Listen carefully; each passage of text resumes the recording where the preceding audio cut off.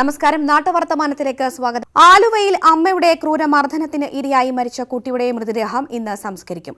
കേസിൽ റിമാൻഡിൽ കഴിയുന്ന അമ്മയെ കസ്റ്റഡിയിൽ വിട്ടുകിട്ടാനുള്ള അപേക്ഷ പോലീസ് കോടതിയിൽ സമർപ്പിച്ചേക്കും. വിവരങ്ങളുമായി SS ശരൺ ചേരുന്നു. ശരൺ, ഇനി എന്തൊക്കെ നടപടികളാണ് പൂർത്തിയാകാൻ ബാക്കിയുള്ളത്? അതുപോലെ തന്നെ കുട്ടിയുടെ സംസ്കാരം എത്ര മണിയോടുകൂടി നടക്കും?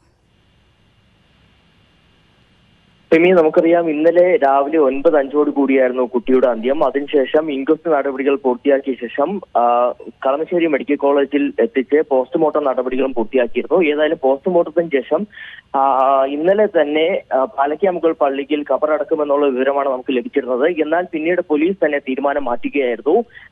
തൽക്കാലത്തേക്ക് കളമശ്ശേരി മെഡിക്കൽ കോളേജിലെ മോർച്ചറിയിൽ മൃതദേഹം സൂക്ഷിക്കാനാണ് പോലീസ് നൽകിയ നിർദ്ദേശം.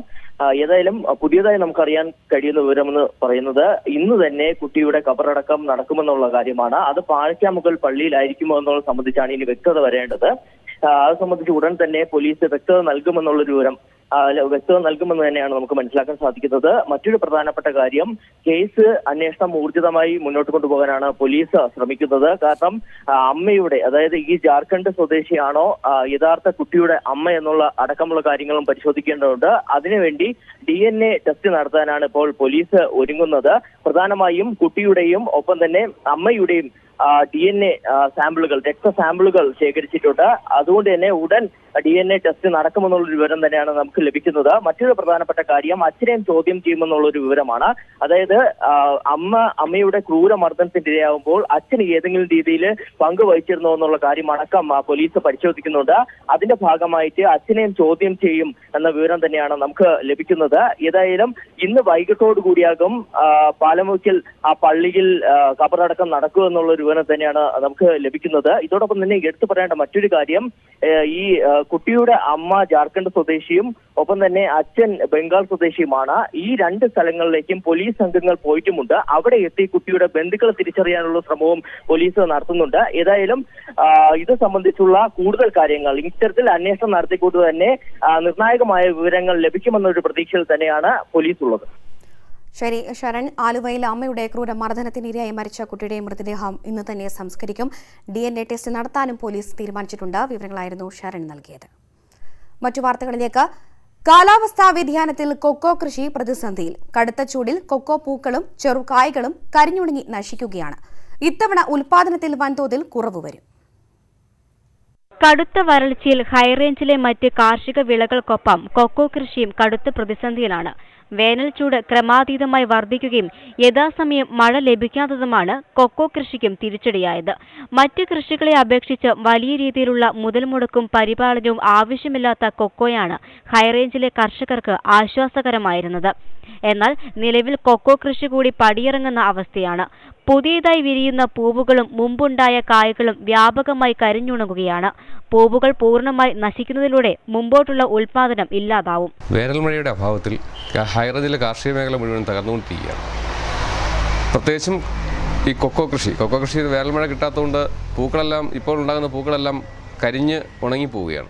കൊക്കോ ഇപ്പോൾ ഉണ്ടാകുന്ന പൂ ഉണങ്ങിപ്പോകുന്നതോടൊപ്പം തന്നെ നേരത്തെ ഉണ്ടായിരുന്ന കാ വരെ ഉണങ്ങിപ്പോവുകയാണ്. ഈ ഒരു വിളവെടുപ്പ് കഴിഞ്ഞാൽ പിന്നെ കൊക്കോ കൃഷി പൂർണ്ണമായിട്ടും നശിച്ചു പോകുന്ന ഒരവസ്ഥയിലേക്കാണ് ഹൈറേഞ്ചിലെ കർഷകർ അഭിമുഖീകരിക്കുന്ന ഏറ്റവും വലിയ പ്രശ്നം അതാണ്. കൊക്കോയ്ക്ക് മോശമല്ലാത്ത വില ലഭിക്കുന്നുണ്ടെങ്കിലും ഉൽപാദനത്തിലുണ്ടായ കുറവ് വലിയ തിരിച്ചടിയാണ്. ഇതോടൊപ്പം നിലവിൽ കടുത്ത വേനലിൽ പൂവുകൾ കൂടി കരിഞ്ഞുണങ്ങി നശിക്കുന്ന അവസ്ഥയിലെത്തിയതോടെ ഹൈറേഞ്ചിലെ കർഷകരുടെ ഏക പ്രതീക്ഷയായിരുന്ന കൊക്കോയും മലയോരത്ത് നിന്ന് പടിയിറങ്ങുന്ന സാഹചര്യമാണ്. ന്യൂസ് 18 ഇടുക്കി. കെട്ടിട സൗകര്യങ്ങൾ ഉണ്ടായിട്ടും ഡോക്ടർമാരുടെ സേവനം ലഭിക്കാതെ കൊണ്ടോട്ടി പള്ളിക്കൽ പ്രാഥമികാരോഗ്യ കേന്ദ്രത്തിലെത്തുന്ന രോഗികൾ വലയുന്നു. ദിനംപ്രതി നൂറുകണക്കിന് ആളുകൾ ചികിത്സ തേടിയെത്തുന്ന ആശുപത്രിക്കാണ് ഈ അവസ്ഥ. കെട്ടിട സൗകര്യം ഉണ്ടായിട്ടും ഡോക്ടർമാരുടെ കൃത്യമായ സേവനം ലഭിക്കാതെ കൊണ്ടോട്ടി പള്ളിക്കൽ പ്രാഥമികാരോഗ്യ കേന്ദ്രത്തിലെത്തുന്ന രോഗികൾ വലയുന്നു.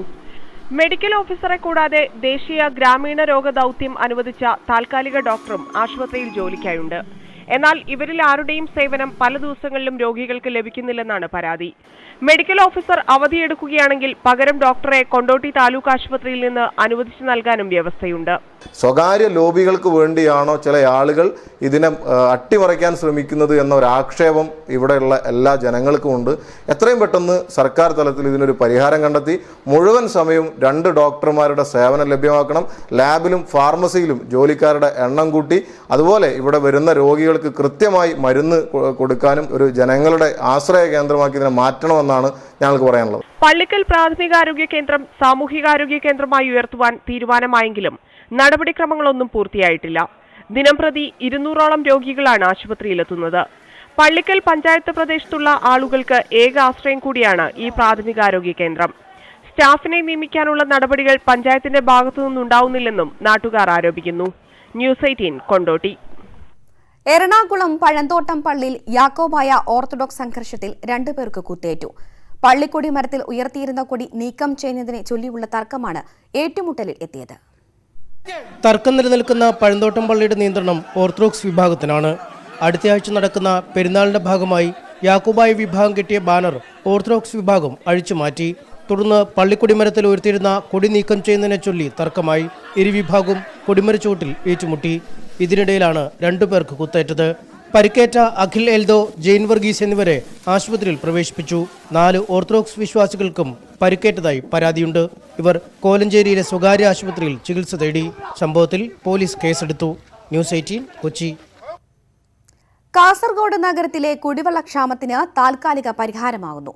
വാട്ടർ അതോറിറ്റി പുലിക്കുന്നിൽ സ്ഥാപിക്കുന്ന കുടിവെള്ള ടാങ്കിന്റെ നിർമ്മാണം അന്തിമഘട്ടത്തിലെത്തി. കാസർഗോഡ് നഗരത്തിലും പരിസര പ്രദേശങ്ങളിലും കുടിവെള്ളക്ഷാമം പരിഹരിക്കുക എന്ന ലക്ഷ്യത്തോടെയാണ് വാട്ടർ അതോറിറ്റി പുലിക്കുന്നിൽ വാട്ടർ ടാങ്ക് സ്ഥാപിക്കുന്നത്. കാസർഗോഡ് മുനിസിപ്പാലിറ്റിയിലെയും ചെമ്മനാട് പഞ്ചായത്തിലെയും കുടിവെള്ളക്ഷാമം പരിഹരിക്കാനായാണ് ടാങ്ക് സ്ഥാപിച്ചത്. ഈ പ്രാവശ്യം ഈ പുലിക്കുന്ന് ഏരിയയിൽ ഭയങ്കര വെള്ളത്തിന് ക്ഷാമമാണ്. എത്രയും പെട്ടെന്ന് ഈ ടാങ്കിന്റെ പണി കഴിഞ്ഞാൽ കുറച്ച് സമാധാനമാണ്. വെള്ളത്തിന് ഭയങ്കര ക്ഷാമമാണ്. ടാങ്കിന്റെ പ്രധാന നിർമ്മാണ പ്രവൃത്തികൾ എല്ലാം പൂർത്തിയായി. 8 ലക്ഷം ലിറ്റർ സംഭരണശേഷിയുള്ള ടാങ്കാണ് പുലിക്കുന്നിൽ പൂർത്തിയാകുന്നത്. സംസ്ഥാന സർക്കാർ കിഫ്ബി വഴി അനുവദിച്ച 76 കോടി രൂപയുടെ പാക്കേജിൽ ഉൾപ്പെടുത്തിയാണ് ടാങ്കിന്റെ നിർമ്മാണവും അനുബന്ധ പ്രവർത്തനങ്ങളും നടക്കുന്നത്. പദ്ധതിയുടെ നിർമ്മാണം പൂർത്തിയാകുന്നതോടെ കാസർഗോഡ് മുനിസിപ്പാലിറ്റി, ചെമ്മനാട്, മധൂർ, മോഗ്രാൽ പുത്തൂർ തുടങ്ങിയ മേഖലകളിലെ കുടിവെള്ളക്ഷാമത്തിന് പരിഹാരമാകും. 6 മാസം കൊണ്ട് നിർമ്മാണ പ്രവൃത്തി പൂർത്തീകരിക്കാനാണ് അധികൃതരുടെ നീക്കം. ന്യൂസ് 18 കാസർഗോഡ്. 1000 അപ്പൂപ്പൻ താടി ചെടികൾക്കായി വിത്ത് വിരിച്ച് കാസർഗോഡ് കൊടക്കാട്ടെ വിദ്യാർത്ഥികൾ. കൊടക്കാട് നാരായണ സ്മാരക ഗ്രന്ഥാലയം ബാലവേദിയുടെ ആഭിമുഖ്യത്തിൽ സംഘടിപ്പിച്ച അവധിക്കാല പരിശീലനത്തിന്റെ ഭാഗമായാണ് പലിയേരി മൂകാംബികക്കാവിൽ 1000 അപ്പൂപ്പൻ താടികൾ പറത്തിയത്. കൊടക്കാട് നാരായണ സ്മാരക ഗ്രന്ഥാലയം ബാലവേദിയുടെ ആഭിമുഖ്യത്തിൽ സംഘടിപ്പിച്ച അവധിക്കാല പരിശീലന പരിപാടി മധുരവേനലിന്റെ ഭാഗമായാണ് പലിയേരി മൂകാംബികക്കാവിൽ 1000 അപ്പൂപ്പൻ താടികൾ പറത്തിയത്. നാട്ടിടവഴികളിൽ വീണ്ടും അപ്പൂപ്പൻ താടികൾ കൗതുകം തീർക്കുന്നത് കാണാൻ കുട്ടികൾ ഒത്തൊരുമിച്ചു. പരിസ്ഥിതി അവബോധത്തിന്റെയും കാവ് സംരക്ഷണത്തിന്റെയും സന്ദേശം നൽകാനാണ് ക്യാമ്പ് സംഘടിപ്പിച്ചത്. ഓലാട്ട് AUP സ്കൂളിൽ നടന്ന ക്യാമ്പിൽ 100ഓളം കുട്ടികളാണ് പങ്കെടുത്തത്. കുട്ടികൾക്ക് ഒരിക്കലും മറക്കാനാവാത്ത നിലയിലുള്ള ഒരു അവധിക്കാല ക്യാമ്പ് സംഘടിപ്പിച്ചിട്ടുള്ളത്. കുട്ടികളൊക്കെ വളരെ സന്തോഷത്തോടെയാണ് ഈ ക്യാമ്പിൽ പങ്കാളികളായിക്കൊണ്ടിരിക്കുന്നത്. ഇതിലെ ഓരോ സെഷനുകളും വ്യത്യസ്തത നിറഞ്ഞത് തന്നെയാണ്. അപ്പോൾ അപ്പൂപ്പൻ താടിയെക്കുറിച്ച് ഒരു കൗതുകം, എനിക്ക് കൂടുതലൊന്നും അറിയില്ലെങ്കിലും അപ്പൂപ്പൻ താടിച്ച് എൻ്റെ മുത്തശ്ശന്മാർക്ക് പറഞ്ഞ അറിവുകൾ വെച്ചുകൊണ്ട് കുട്ടികളായിട്ട് കുറേ അപ്പൂപ്പൻ താടികൾ ശേഖരിക്കുകയും ഈ പലിയേരി കാവൽ പ്രദേശത്ത് നമ്മൾ കുറേ കുട്ടികളും അതിൻ്റെ പ്രവർത്തകരൊക്കെ കുറേ അപ്പൂപ്പൻ താടികൾ നട്ടിട്ട് വെതറിയിട്ടുണ്ട്. അത് വലിയ അപ്പൂപ്പൻ താടിയാണ്. കാരണം വംശനാശം സംഭവിച്ചുകൊണ്ടിരിക്കുന്ന ഈ അപ്പൂപ്പൻ താടി പുതിയൊരു അറിവ് കുട്ടികൾക്ക്, പല കുട്ടികൾക്കും അതിനെപ്പറ്റി അന്യം നിന്നൊരു അറിവായിരുന്നു. കുട്ടികൾക്ക് വളരെ ആവേശം ഉണ്ടായിരുന്നു. ശില്പിയും പരിസ്ഥിതി പ്രവർത്തകനുമായ സുരേന്ദ്രൻ കൂക്കാനം അപ്പൂപ്പൻ താടിച്ചെടിയുടെ പ്രാധാന്യത്തെക്കുറിച്ച് കുട്ടികൾക്ക് വേണ്ടി വിശദീകരിച്ചു. M. Mahesh Kumar, GK Girish, AV Gireesan, Vikas Paleri എന്നിവർ ക്യാമ്പിന് നേതൃത്വം നൽകി. ന്യൂസ് 18 കൊടക്കാട്. കുരിശുമരണത്തിനു ശേഷം 3-ാം നാൾ ഉയർത്തെഴുന്നേറ്റ യേശുക്രിസ്തുവിന്റെ ഓർമ്മ പുതുക്കി നാളെ ഈസ്റ്റർ ആഘോഷിക്കും. ദേവാലയങ്ങളിൽ ഇന്ന് അർദ്ധരാത്രി പ്രത്യേക പ്രാർത്ഥനകൾ നടക്കും. ഉയർത്തെഴുന്നേൽപ്പ് ശുശ്രൂഷകളും പ്രത്യേക തിരുക്കർമ്മങ്ങളും കുർബാനയും നടക്കും. മംഗളാദേവി ക്ഷേത്രത്തിലെ ചിത്ര പൗർണമി ഉത്സവം ആരംഭിച്ചു. രാവിലെ 6 മണി മുതൽ ഭക്തരെ വനത്തിനുള്ളിലേക്ക് പ്രവേശിപ്പിച്ചു തുടങ്ങി. കണ്ണകി സങ്കല്പത്തിലാണ് ഇവിടുത്തെ ദേവീ പ്രതിഷ്ഠ. പെരിയാർ കടുവാ സങ്കേതത്തിന് ഉള്ളിലാണ് ക്ഷേത്രം സ്ഥിതി ചെയ്യുന്നത്. കേരളവും തമിഴ്നാടും അവകാശം ഉന്നയിക്കുന്നതിനാൽ കനത്ത സുരക്ഷയിലാണ് ഉത്സവം നടക്കുന്നത്.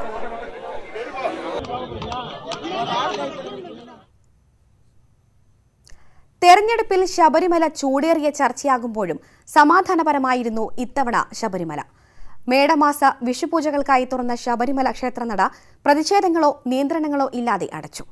മെയ് 14 ഇനി നട തുറക്കുക.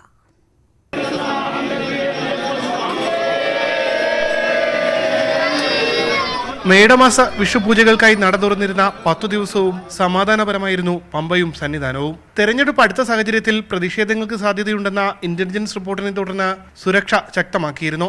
യുവതികൾ എത്തുന്നുണ്ടോ എന്ന് നിരീക്ഷിക്കാൻ ഇത്തവണ ശബരിമലയിലേക്കുള്ള പാതകളിൽ കർമ്മസമിതി പ്രവർത്തകർ ഉണ്ടായിരുന്നില്ല. സ്ത്രീകളെ വഴിയിൽ തടഞ്ഞുള്ള പരിശോധനയും ഉണ്ടായിരുന്നില്ല. സന്നിധാനത്തെ നിയന്ത്രണങ്ങൾ പോലീസ് നേരത്തെ തന്നെ പിൻവലിച്ചിരുന്നു. ശബരിമലയിലെത്തിയ ഭക്തരെല്ലാം സന്തോഷത്തോടെയാണ് മടങ്ങുന്നത്. സുഖമായിട്ട് തൊഴുതു, ഭഗവാനെ തൊഴാൻ കഴിഞ്ഞു. தரிசனங்களொന്നും ഉണ്ടായിരുന്നില്ല. சமாதானபரமாയിട്ട് തന്നെ തൊഴുது. தரிசனம் நல்லா இன்னைக்கெல்லாம் சூப்பராக இருக்கு. இன்னைக்கெல்லாம் ஒன்றும் பிரச்சனை இல்லை, நல்ல தெளிவாக பண்ணணும். ഇടവമാസ പൂജകൾക്കായി മെയ് മാസം 14 വൈകുന്നേരം 5 ഇനി നട തുറക്കുന്നത്. വിഷുക്കണി ദർശനത്തിനടക്കം വൻ ഭക്തജന തിരക്കായിരുന്നു ഇത്തവണ അനുഭവപ്പെട്ടത്. ന്യൂസ് 18 സന്നിധാനം. നാട്ടുവർത്തമാനത്തിൽ ഇനി നാട്ടുവോട്ട്.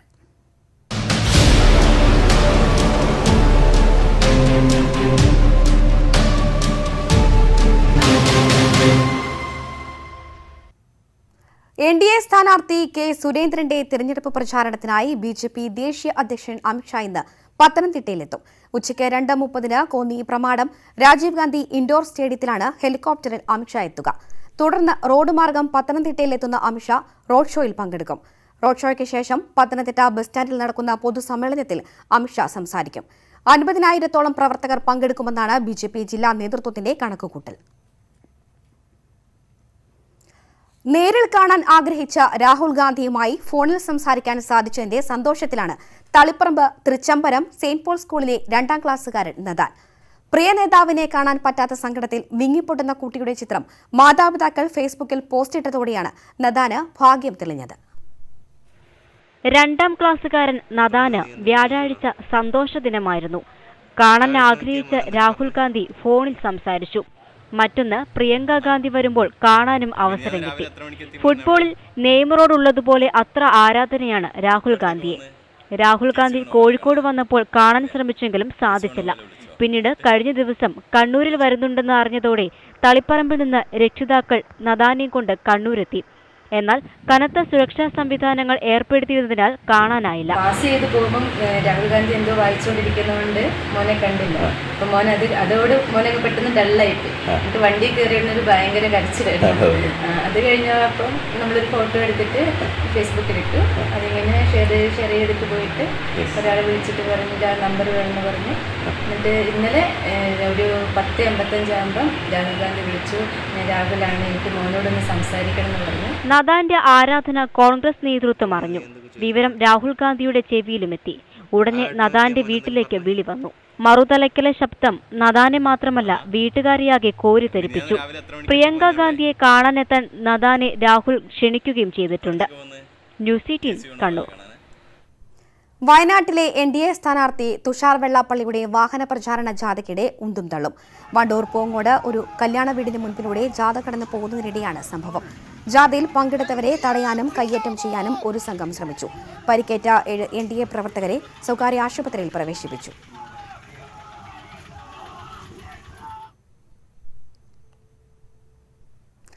ആലപ്പുഴയിലെ എൽ.ഡി.എഫ് സ്ഥാനാർത്ഥി എം ആരിഫിന്റെ പുസ്തകത്തിന്റെ പ്രകാശനം കൊച്ചിയിൽ നടന്നു. നടൻ മമ്മൂട്ടിയുടെ വീട്ടിലാണ് ചടങ്ങ് നടന്നത്. നിയമസഭയിൽ ആരിഫ് നടത്തിയ പ്രസംഗങ്ങളിൽ തെരഞ്ഞെടുത്തവയാണ് നിയമസഭാ പ്രസംഗങ്ങളും മാധ്യമ ഇടപെടലുകളും എന്ന പുസ്തകത്തിലുള്ളത്. പുസ്തകം നടൻ മമ്മൂട്ടി സാഹിത്യകാരൻ എം.കെ. സാനുവിന് നൽകി പ്രകാശനം ചെയ്തു. എം.കെ. സാനുവിനെ പോലൊരു പ്രമുഖരായ സാഹിത്യകാരന് പുസ്തകം കൈമാറാൻ സാധിച്ചതിൽ അഭിമാനമുണ്ടെന്നും എം ആരിഫിന്റെ പുസ്തകം വിജയമായി മാറട്ടെ എന്നും മമ്മൂട്ടി. പുസ്തകം നന്നായിട്ടുണ്ട്, സരസനാണ്, ആൾക്ക് രസകരമായി വായിച്ചു പോകുന്ന ഒരു പുസ്തകമാണ്. ഈ പുസ്തകം എഴുതി ഉണ്ടാക്കുക എന്ന് പറഞ്ഞാൽ വലിയ ബുദ്ധിമുട്ടുള്ള പരിപാടിയാണ്. പുസ്തകം പ്രകാശനം വളരെ സന്തോഷകരമായ ഒരു കാര്യമാണ്. ന്യൂസ് 18 കൊച്ചി. ആലപ്പുഴയിലെ ബി.ജെ.പി സ്ഥാനാർത്ഥി ഡോക്ടർ കെ.എസ്. രാധാകൃഷ്ണൻ സഞ്ചരിച്ച വള്ളത്തിൽ വെള്ളം കയറി. നാട്ടുകാർ മറ്റൊരു വള്ളം എത്തിച്ച് സ്ഥാനാർത്ഥിയെയും ഒപ്പമുള്ളവരെയും രക്ഷിച്ചു. തോട്ടപ്പള്ളിയിൽ പ്രചരണം കഴിഞ്ഞ് മടങ്ങവെയാണ് വള്ളം അപകടത്തിൽപ്പെട്ടത്. KS രാധാകൃഷ്ണനും സംഘവും സഞ്ചരിച്ച വള്ളം ഇല്ലിച്ചിറ ഭാഗത്ത് മരക്കുറ്റിയിലിടിച്ച് പൊട്ടി. വെള്ളം കയറിയതോടെ വള്ളം താണു തുടങ്ങി. തുണിയും തടിക്കഷ്ണവും ഉപയോഗിച്ച് പൊട്ടലടച്ച് വള്ളം മുങ്ങാതെ ശ്രമിച്ചു. പിന്നീട് കുട്ടനാടൻ രീതിയിൽ കൂകി വിളിച്ച് സഹായത്തിന് അഭ്യർത്ഥിച്ചു. നാട്ടുകാരനായ രാജേന്ദ്രൻ മറ്റൊരു വള്ളത്തിലെത്തി സ്ഥാനാർത്ഥിയെയും ഒപ്പമുണ്ടായിരുന്നവരെയും കരയ്ക്കെത്തിച്ചു. ഇല്ലിച്ചിറയിൽ പാലം നിർമ്മിക്കണമെന്ന ആവശ്യം മാറിവന്ന സർക്കാരുകൾ അവഗണിച്ചുവെന്ന് പിന്നീട് BJP നേതാക്കൾ പറഞ്ഞു. ഈ നാലുചിറയിലും ഇല്ലിച്ചിറയിലും പാലം എന്നുള്ള ഒരു പ്രഖ്യാപനം ഒത്തിരി നാളായി മാറി മാറി വരുന്ന ജനപ്രതിനിധികൾ നടത്തുന്നതാണ്. ഇപ്പോഴും അത് നടന്നിട്ടില്ല. അതുകൊണ്ടാണ് ഇത്തരം ഒരു സാഹചര്യം അവിടെ ഉണ്ടായത് എന്ന് സാന്ദർഭികമായി സൂചിപ്പിക്കുന്നു. ന്യൂസ് 18 ആലപ്പുഴ. തെരഞ്ഞെടുപ്പ് കാലം കൊല്ലം കരുനാഗപ്പള്ളി സ്വദേശി മുരുകന് തിരക്കുകളുടെ കാലമാണ്. മുരുകന്റെ 5 അംബാസഡർ കാറുകളാണ് അനൗൺസ്മെന്റുമായി നിരത്തിലുള്ളത്.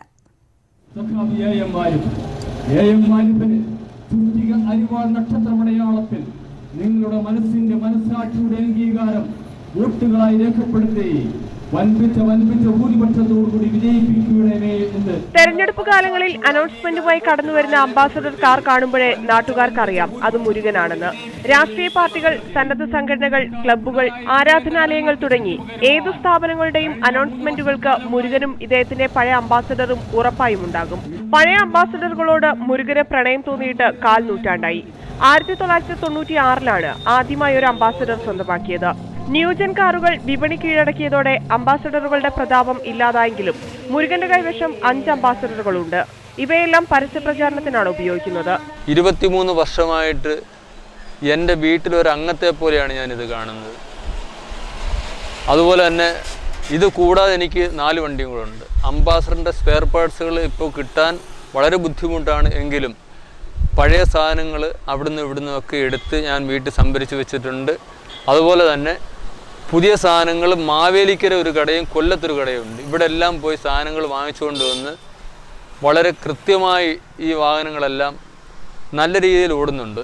ഇപ്പോൾ ഇതിന് മറ്റു ഓട്ടങ്ങളൊക്കെ വളരെ കുറവാണ്. പക്ഷേ ഈ ഇലക്ഷൻ സമയത്തും അതുപോലെ ഓരോ പാർട്ടികളുടെ അനൗൺസ്മെന്റിനുമൊക്കെ ഞാൻ വാഹനങ്ങൾ വിട്ടുകൊടുക്കാറുണ്ട്. എല്ലാ പരിമിതികൾക്കിടയിലും ജീവകാരുണ്യ പ്രവർത്തനങ്ങളിലും സജീവമാണ് ഇദ്ദേഹം. സമർപ്പണം എന്ന സന്നദ്ധ സംഘടനയുടെ സെക്രട്ടറി എന്ന നിലയിൽ മുരുകൻ നടത്തിയ പ്രവർത്തനങ്ങൾ നിരവധിയാണ്. ലോക്സഭാ തെരഞ്ഞെടുപ്പ് പ്രചരണം അവസാനിപ്പിക്കാൻ ദിവസങ്ങൾ ബാക്കി നിൽക്കെ ആരോടും പരിഭവങ്ങളില്ലാതെ നിറഞ്ഞ ചിരിയുമായി തന്റെ പഴയ അംബാസഡറുകളുമായി പ്രചാരണ തിരക്കിലേക്ക് ഇറങ്ങുകയാണ് മുരുകൻ. ന്യൂസ് 18 കരുനാഗപ്പള്ളി. വയനാട്ടിൽ ദേശീയപാത 766 യാത്രയിൽ യാത്രക്കാരുടെ മനസ്സലിപ്പിക്കുന്ന ഒരു കാഴ്ചയുണ്ട്. ഇരുകൈകളും നഷ്ടപ്പെട്ട ഒരു കുരങ്ങ്. ബത്തേരി മൈസൂർ റോഡിൽ മുത്തങ്ങ തകരപ്പാടിയിലാണ് കുരങ്ങുള്ളത്.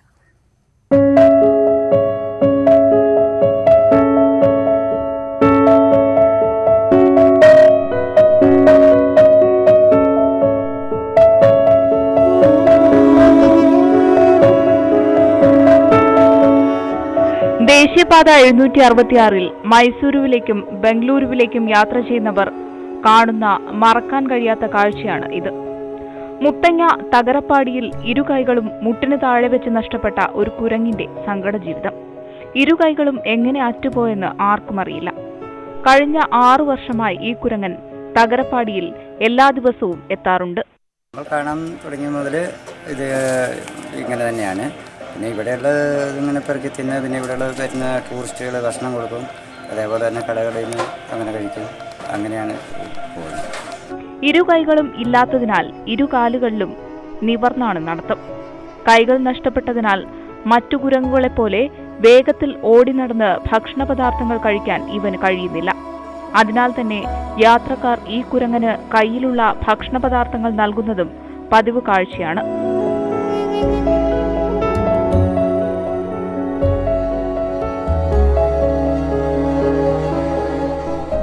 ന്യൂസ് 18 വയനാട്. നാട്ടുവർത്തമാനം പൂർണ്ണമാകുന്നു. ഇനി 9 മണി ഒറ്റനോട്ടം കാണാം.